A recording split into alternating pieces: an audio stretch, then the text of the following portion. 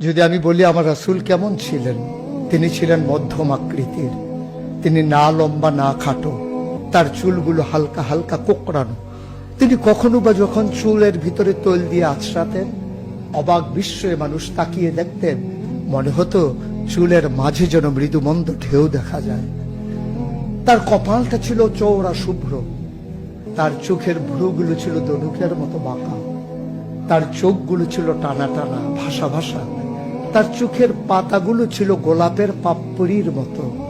তিনি কখনো বা যখন চোখের পলক ফেলতেন, অবাক বিস্ময়ে মানুষ তাকিয়ে দেখতেন, মনে হতো মৃদুমন্দ বাতাসে গোলাপ পাপড়ি দোল খাচ্ছে।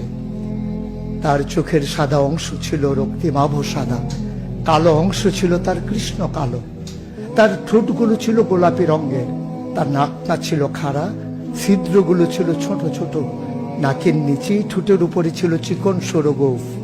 তিনি কখনো বা যখন মুচকি হাসতেন, তার গোলাপি রঙের ঠোঁট দুটো যখন একটু ফাঁক হয়ে যেত আর দাঁতগুলো যখন বের হয়ে যেত, মানুষ অবাক বিস্ময়ে খুঁজত কোথাও যেন বিজলি চমকিয়েছে।